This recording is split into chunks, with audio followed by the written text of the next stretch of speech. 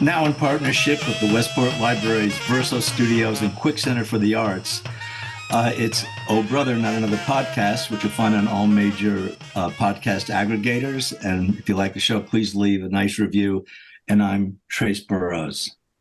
And I'm Miggs Burrows. And I thought aggregators lived in the Everglades. Oh, those are alligators. See you later, aggregator. Yeah, see you later, aggregator. Our guest today is Dick Wingate, who's lives nearby where we live here in Connecticut, and has had an amazing, varied career in the music biz, and has worked with some of my favorite artists. I mean, Al Stewart might be my all-time favorite. I play that. It's on my playlist when I jog every day, On the Border and Dear the Cat. I mean, I can't get enough of it. I never get tired of it. And Elvis Costello and Almost Blue is probably one of my favorite songs also. Anyway. Bruce Springsteen. Well, who? Indeed. I know Bruce. Bruce, like guy. Everyone's boss. Yeah, the boss.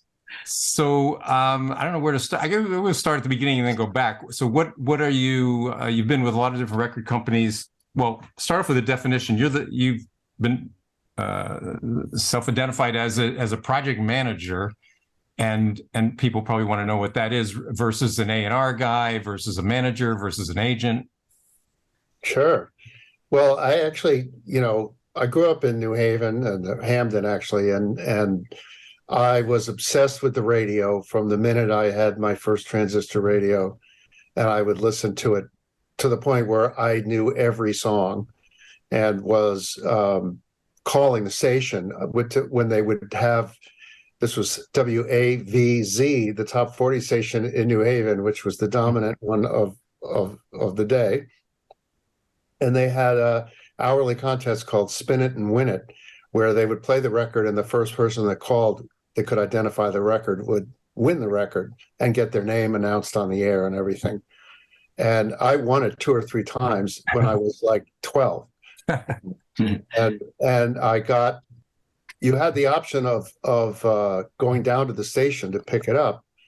And so of course I wanted to go down, and I got to see the DJ through the glass. And so I said, I want to do that, and I got to do that soon thereafter. But while I was still in high school, and I saw the Young Rascals and the Doors and Jeff Beck with his new vocalist Rod Stewart and Cream all in New Haven while I was still in high school, and the Rolling Stones' first appearance at Madison Square Garden in '69, again, still in high school. I happened to be in London. I saw Blind Faith's first ever live performance in Hyde Park. And so I just, became a music junkie. When I went off to Brown University, I went up to the radio station not long after I arrived there and tried out to become a DJ, and I got on the air quickly, and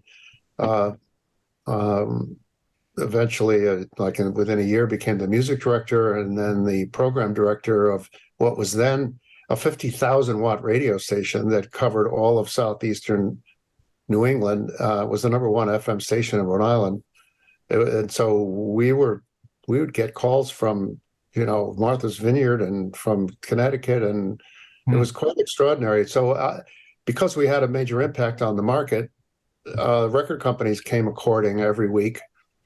Every Tuesday, they would come down and pitch me on what they wanted me to play, and we were a free-form album radio station. So it was the heyday of album rock, where anything went except for expletives, which you couldn't do then, but you still can't on broadcast radio. And soon thereafter, and now I'm going to circle back to you, Miggs, mentioning Al Stewart. One of the artists that I championed was Al Stewart. And in fact, the album that blew my mind was the album Past, Present, and Future, because I loved history. And basically that's an album of history set to music. And so I was playing the hell out of it. And Janus Records, he was signed to Janus Records. They came to visit me and brought Al up to the station. And long story short, they offered me a job after I graduated. So 6 months after I graduated, I went to work for them. In the interim, I worked at WPLR in New Haven on the air 2 or 3 nights on weekends. And I continued to do that even for the year that I worked for what was then just Janus Records. I did PLR shows on the weekends. And then I was hired by Columbia Records to be a product manager, which is what you're referring to, which is basically the in-house manager for, each artist is assigned a product manager. And there were maybe 3 or 4 of us that each had like maybe a dozen acts, in New York, and then the West Coast had theirs. And because I had become a Springsteen fanatic, well, after I saw him perform at Brown, and by the way, when his first album came out, Columbia brought him up to the radio station, and I met him, and he was so shy. He was so shy that we didn't go on the air. Oh my God. Because I was afraid it was going to be a bomb. And turned out it was his first ever visit to a radio station, and he was just like a deer in the headlights. And I hadn't seen him perform yet. But then when I saw him perform, which was like a year later, when he'd already had his second album out, I was like, oh my God. It's like Jekyll and Hyde. I mean, I only wished I could have seen him perform before I met him. So I became a fanatic, went to every show in New England, and then Columbia came courting, and they said, we'd like to hire you to be a product manager. I said, can I have Bruce Springsteen? And they said yes. And so I ended up writing the marketing plans for Bruce's album, Darkness on the Edge of Town, and for Pink Floyd's Animals album, and for the first 3 Elvis Costello albums, which was a massive undertaking because they all came out in 18 months. So one just segued right into the other. And Pink Floyd said that, and Peter Tosh of the Wailers, the Legalize It, which talk about being ahead of its time. Yeah. Gee. And so I just had an incredible roster of artists that I had the incredible experience of working with and going out on the road with, and how do you manage just the diplomacy of it? I mean, does Al Stewart get jealous that you're spending too much time with Elvis Costello, or vice versa? Well, no, Al Stewart was before. That was the record company. Right. Al Stewart was everything. When I was with the only other artist I spent much time really working, I remember we had Muddy Waters, new great Muddy Waters album called the Woodstock album, in which basically all the great musicians of Woodstock backed him. It was recorded at Bearsville Studios. And I remember co-hosting his 60th birthday party with WBCN in Boston at a live performance at Paul's Mall. And so there's a great photograph of us backstage, which was just published in a book on WBCN. So no, once I got to Columbia, it was all in. I let go of the radio thing. I stopped working at PLR, and then from there, Epic, which was the other main CBS Records label, hired me to do A&R. So now we're at 1979, and so I that was the second time I'm already changing hats, which I've done many, many, many times. I changed my hat from radio to records, marketing, and then from marketing to A&R. And during my 7 years at Epic, I signed, among others, Aimee Mann and her band Till Tuesday, executive produced Voices Carry, which was a top 10 hit, and won the MTV award that year, which was at that time an important award. Garland Jeffries made his best-selling album with him, and with by the way, with 2 members of the E Street Band on a number of the songs. And we did. I signed to Stiff Records, was very influential, the label that found Elvis Costello. I signed a distribution deal with them, and we put out a number of great new wave albums. And Eddie Grant, I had a #1 record with Electric Avenue, which I licensed for the United States. That was actually the highest charting record I ever had, my fingerprints on. Yeah, I remember that song. Yeah. What's that? No, I remember the Electric Avenue. Everybody around the world remembers that song. Earworm. I can hear it in my, yeah. If you ask them who sang it, maybe half will remember. Yeah. But they totally, they just, the song is just global. How would the marketing, I mean, this is too inside for people, but I mean, how would the marketing, how do you establish the marketing plan for one artist versus another when it's all, I mean, it's more, those radio stations at that time were big, I guess, the big deal. Yeah, that, I mean, compared to today's marketing, there were, there were a half a dozen levers you could push at that time. Radio, live, getting the band on the road, publicity, print media still meant a lot. A great interview in Rolling Stone or a cover of Rolling Stone was gold. And then, of course, television, even, and then MTV was, critical.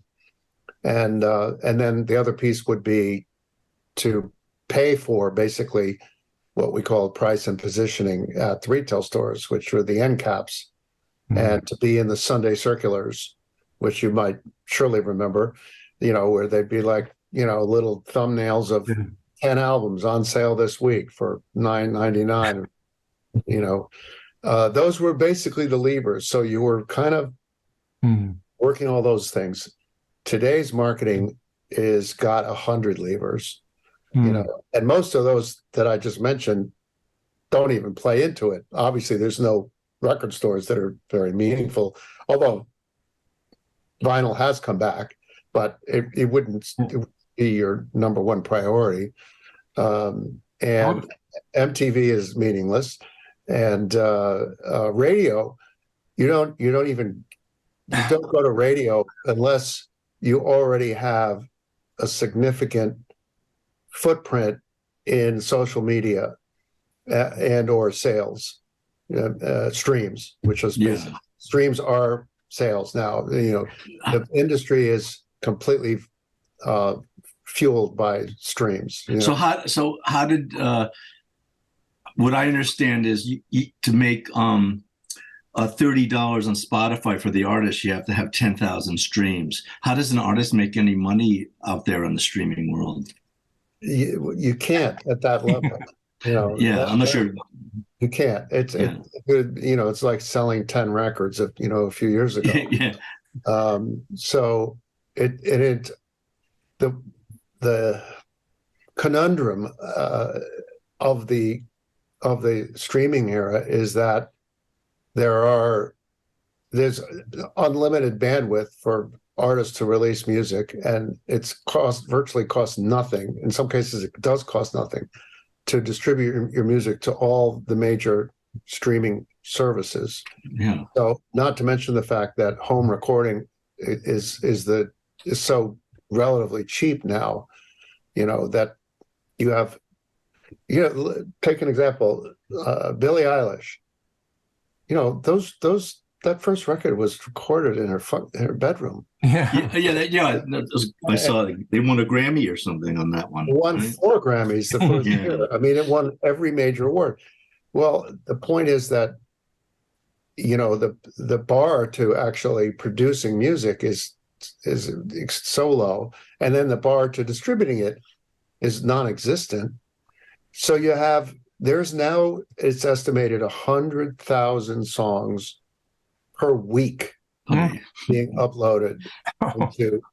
So it's the old, if the tree falls in the woods situation. It's like artists are empowered, but who's going to hear it outside of their immediate, friends and family? And so it's a challenge, and you can't in my opinion, the major streaming services, Spotify, Apple, Amazon, at SoundCloud, et cetera. Well, SoundCloud has a little bit of social component, but very little. Is that they're not social networks themselves. They're just utilities. And platforms, yeah. And so you can't, an artist can't really build an audience organically on those services. They have to do it elsewhere. They have to do it on one of the social networks, or on YouTube, which is still is vitally important, for obvious reasons. It's the visual too, but in Instagram, all of them, Facebook and TikTok has become there's always the bright, shiny object for the record companies to chase after, and right now, and it has been for the last 2 years, it's TikTok. So they will throw money at TikTok, meaning they'll buy influencers to talk about and post their artists' music in the hopes to create groundswell. But there's fewer and fewer of those happening for the same reason that it's the tree falling in the woods. Again, TikTok has been so inundated with everyone thinking, oh, I'm going to be a star and this is it. And I'm just going to put up my my little song and my dance, that it's really hard to break out of the pack. It was much easier a year or two ago. You I'm sure remember the Fleetwood Mac song, that Dreams, that blew up because some guy, was drinking, I forgot what it was, and was attached a skateboard to the back of a car using the song Dreams, and it went viral, and it brought the song back on the charts, and it brought many other copies, and that's the TikTok methodology for success, is to post something and then you measure how many people try to do the same thing with the same song. Yeah. Well, their version of it. So Little Nas, I think is a prime example. There's hundreds, if not thousands, of Little Nas TikToks. Yeah, well, little Nas X was, the guy, unlike many other TikTok successes, the guy actually has talent and has got a career. Yeah. A lot of the other big hits, so-called, on TikTok, they're one-offs where there's no real nothing really behind it. And this gets into, like, how are the record companies signing artists these days? And which I did for 10 years. After Epic, I was the head of A&R for Polygram Records. And I'm actually helping to start a new label, which will be announced soon. Yeah. And we're all about artist development, old school artist development. We're going to sign an artist because we think they have 2 or 3 great albums in them, not one song. And because the one song signings end up being like The Emperor Has No Clothes. A, they don't have another hit. B, they've never performed in front of an audience in their life. They've only performed in their bedroom or with their friends and for the purpose of TikTok. And if you look at who's really successful in the music business today, it's the artists that can tour successfully. That's where the big money is. And so back to your question, Trace, about how do they make money? That's how the real money is made. That's the big money off of streaming is limited to the Taylor Swifts and the. I was just gonna say, yes, they are making big money, but it's still. I mean, what Taylor will make on the tour that she's doing next year will dwarf anything that comes to her via streaming, although it's not inconsequential. but she's a marketing genius, and she's got a million different things that she's selling at the same time. She's this, and I have to say, I'm not the biggest fan of Taylor Swift's music, but she's a marketing genius. So, You mean herself? What does she tell the marketing people from her record company? Like, this is what I want to do.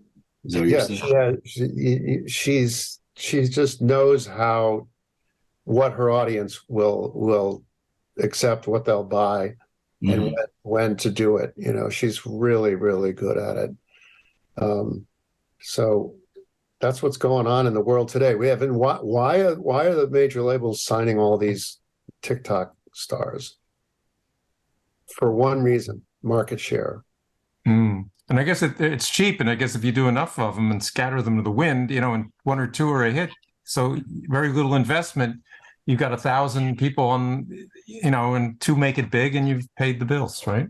Yeah, it's always been that way. You know, it's always been that way in the movie business too, right? You know, if 1 out of 10 blows up, or 2 out of 10 blow up, you don't even have to have a 300 batting average, as long as the 1 or 2, you know, go nuclear, right?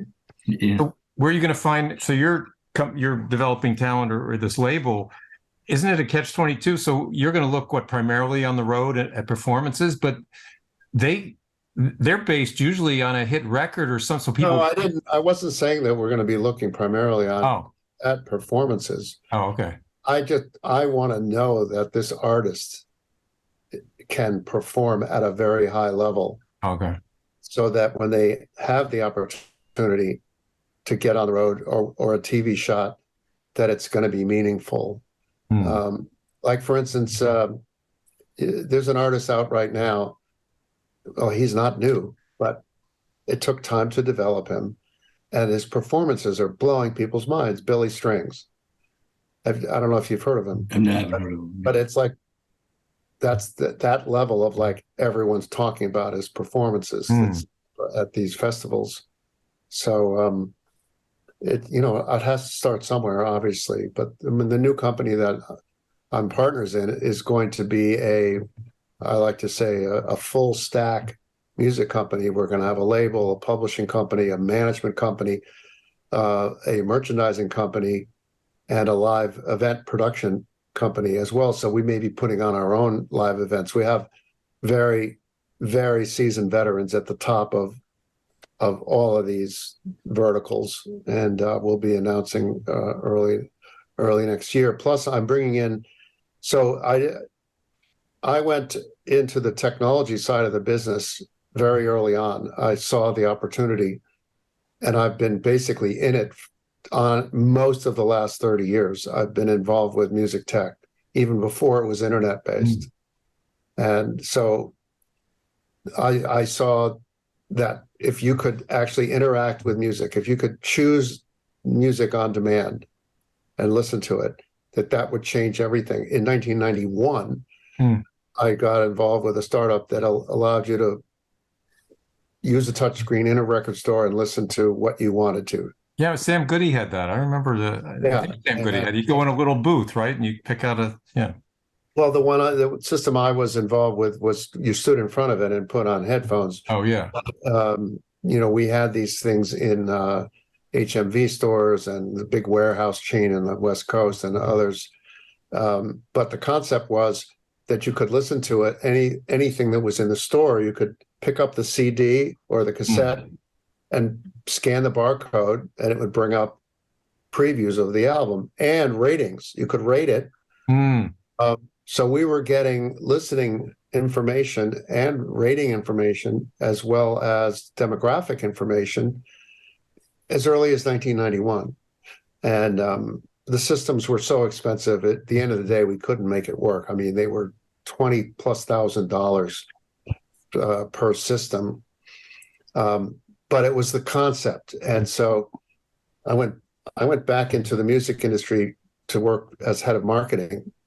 So again, I'm pivoting from, I was head of A&R at Polygram Records before it was sold to Universal. And then a few years later, I'm head of marketing at Arista Records before BMG merged with Sony, working for Clive Davis, and helped to break Bad Boy Records, Biggie Smalls, and should I say Notorious Big and many others.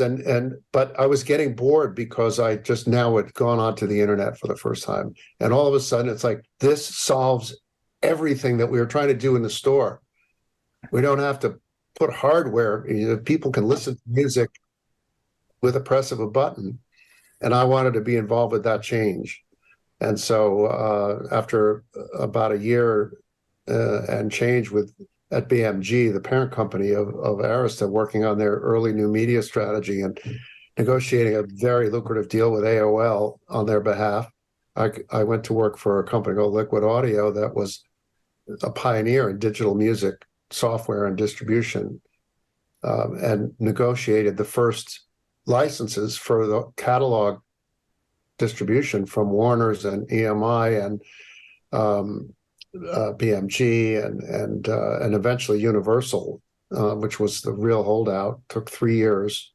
We went public in 1999, and we paved the road basically for Apple.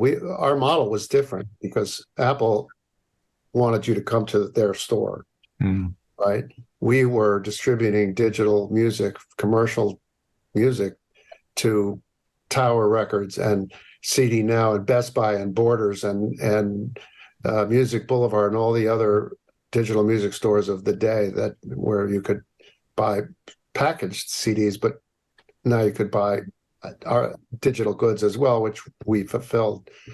Go ahead. Sorry. What was Crowd Mix? You had a company. Well, that's quite a bit later, but in the interim, after Liquid Audio was sold, in as early as 2003, I was interviewed in a story that was on the front page of the LA Times, in which I said the phone will be the next distribution platform for music. And phones were garbage at that point. They were just they were dumb phones. They weren't flip. They were flip phones. Yeah.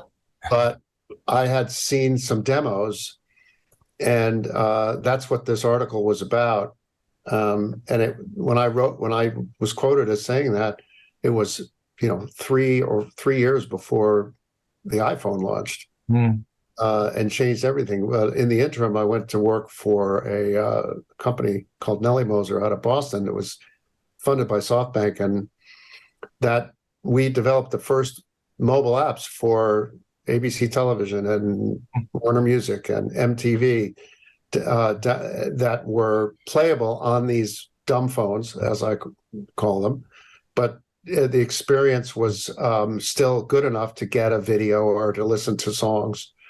And so, again, I was ahead of the curve by a few years. And again, Apple came in and, sort of paved the road. I like to say we cleared the land. They paved the road. You're the mind clearing. Well, we have a few minutes left, but I'm curious, with all that in mind, what if you could invent? What's next? Nobody knows for sure, but what if you could invent what's next? You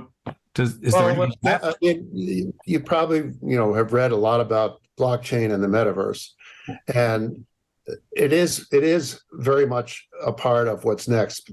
Everything will be blockchain based. Artists, artist royalties and everything else, just purely from a financial standpoint, but also the sale of goods, and not just NFTs. The NFT market is like that whole metaverse today is like what the internet was in 1995 when I first went on. It's completely the Wild West. Everyone's got slightly different models, different ideas. There's no consistency of platforms. There's no consistency. There's a million different digital wallets. That takes a lot of steps to even buy an NFT. Yeah. Remember, it took a lot of steps to go online and to download music. I went through all that NFTs. So we're at that same point, but I do think that NFTs or something like it will be not only a great way for artists to monetize outside of the streaming platforms, which don't pay virtually, almost, they don't pay terribly. This is direct to fan, but it also is it's a way to give them a much more of an experience than just pressing the button and playing a song. What about it's basically like bring back the album package in digital form. What about, like, you know how they have AI and deep fakes? They can make you or me look exactly like out of digital material, and they can make me say anything they want. Can't they, in the future of AI, like say, gee, I want a record company say, I want a Jeff Beck, I want a Bruce Springsteen combination. The drummer will make Ginger Baker or whatever. I'm just pulling things out of the air, and because of AI, a deep fake, they could, without stealing their riffs or anything, they create. Yes. So there's two different kinds of AI that you're maybe referring to. There's the kind that can replicate audio or extract individual tracks out of previously published songs. Yeah. That's called sound source separation in a grander sense. Yeah. But the new Beatles remix of Revolver could not have been created without that technology, because Peter Jackson's developed a technology where he could take these stereo masters that and actually pull out the individual instruments and then remix it. And the new remix of Revolver is revelatory. So that technology already exists, and what they call stems are basically the individual instruments. Yeah, there's going to be a big business, which is going to add another revenue stream for artists and labels of basically monetizing their stems.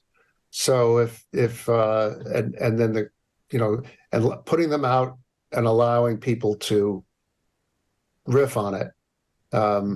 So or you can put out a song without the guitar part, and so people can play over it. There's many different ways. So I could buy like Paul McCartney's bass line to Taxman or something. Right. Yeah. Or you could buy Taxman with no bass, or with the option of dropping out the bass so you can learn it and play it. And it could grade you on how well you do. These apps are already out there and being developed. But the other thing that is the other piece of AI is actually songs that are created by AI, not just sound source separation. Well, that's happening in art too. There's more and more of that happening, and there are a number of different websites where you can go in and you can not play music at all, you don't have any music knowledge, and say, okay, I want something. I want something moody, at roughly this tempo, and I'm in this genre, but with this flavor, and check all the filters. Yeah, and it'll spit out a piece of music to start for you to start with, and then you can add to it. So there hasn't yet been a hit record that was generated completely by AI, but eventually there will be. And that'll kind of like somebody will sing over a completely AI generated track. Yeah. Or who knows if the vocal is AI generated. Now, how about the visual component? Let's say, Al Stewart, he must have had concerts recorded on film or video. Oh yeah.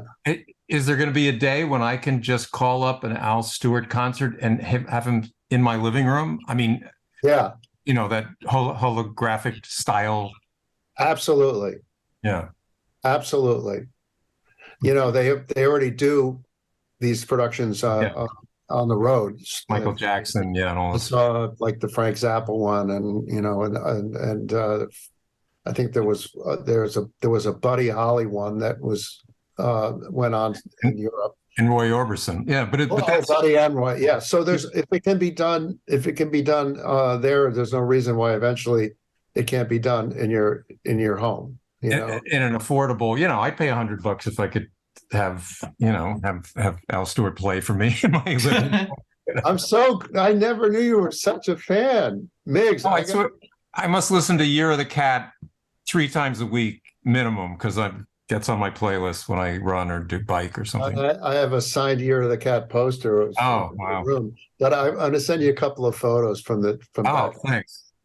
This has been great. Well, we've used up a lot of your time, and I could talk all day. Well, maybe we'll do a part 2. Scratch the surface, No, absolutely. Yeah, it's a deep. Well, it's also I want to just say because living in Westport and now West End since '94, it's a very knowledgeable community about music, and we're so lucky to have the Levitt Pavilion and so many other great venues within 20 to 30 minutes. Yeah, library. Yeah, and of course the library. I mean, which is it's a media center. I'm very proud when people come into town. That's the first place I go is I show them the library and the Levitt Pavilion, and they go, "Wow, the centerpieces of our town." Yeah, it's very heartening, and I think that we get a well-educated audience, music wise, which is really great. Yeah, a very rich cultural heritage here, and that's why I moved here in '94. It's like it's all about the arts, Yeah, it's wonderful, and we have a great playhouse too, Oh yeah. For Playhouse. Well, thank you so much. Yeah, thanks for coming on the show. Thanks for inviting me. It's fun to talk to you guys. I'm sure I will see you at the next major event in town. Okay. Take care. All right. Have a great rest of the day. See ya.